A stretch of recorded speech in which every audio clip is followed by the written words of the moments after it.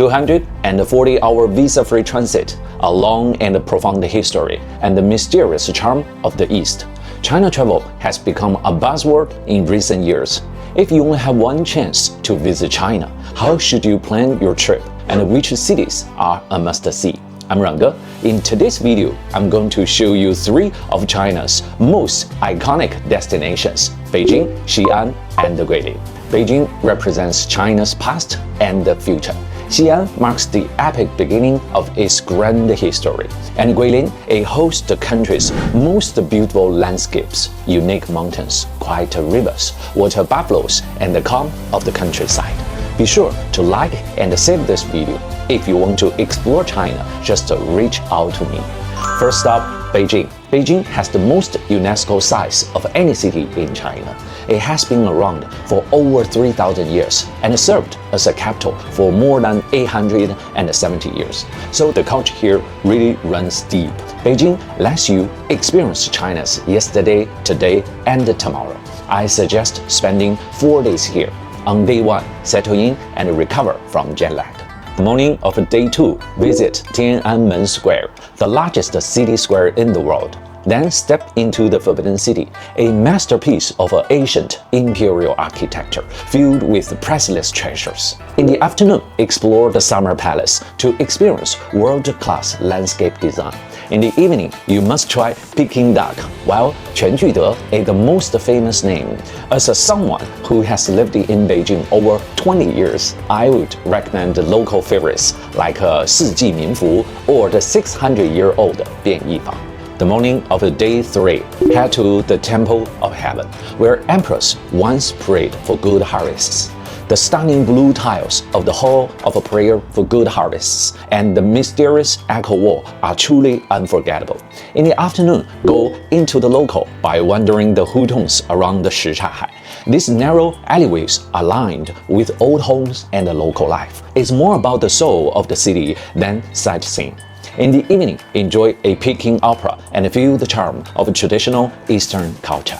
On day 4, in the morning, climb up the Great Wall, a UNESCO World Heritage Site and one of the most incredible things humans have ever built. Walk between the watchtowers and take in the view of the wall winding through the mountains. Absolutely stunning. In the afternoon, visit the Ming Tombs, the best preserved imperial burial site in China, where 13 emperors rest. The mountains, river, tombs, pathways, everything here are perfectly arranged according to ancient feng shui. After visiting this place, your imperial Beijing trip is complete. Second stop, Xi'an. If Beijing represents China today, Xi'an is ancient China, a capital of 13 dynasties and the starting point of the Silk Road. In Xi'an, you will begin to understand where China came from. On day 5, arriving in Xi'an, spend the evening at the Datang Everbread City, which located right at the foot of the big Wild Goose Pagoda. The Tang Dynasty was one of China's most powerful and prosperous eras. Its capital was Chang'an, which is modern-day Xi'an. This incredible pedestrian street uses light shows, live performance, and architectural design to bring the glory of the Tang Dynasty back to life. It feels like you have traveled back 1,300 years.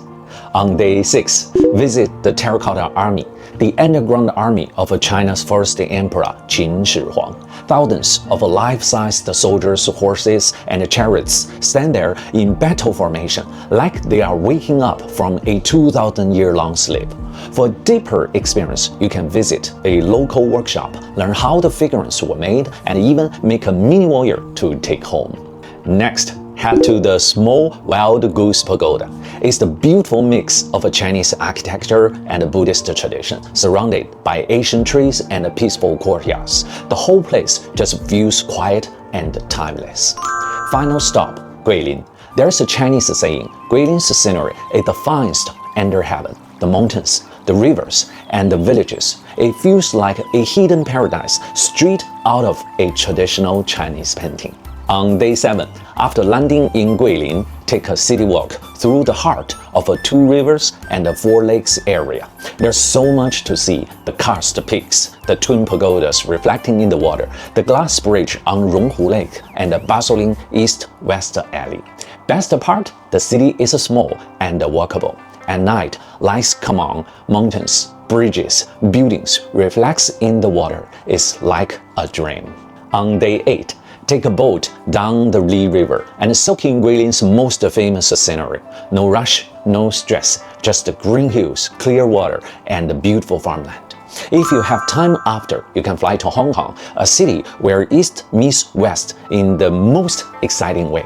It's the perfect way to end your China trip, and here's the full route map on your screen. Feel free to take a screenshot. Want to have the same itinerary? Feel free to reach out to me, and see you next time.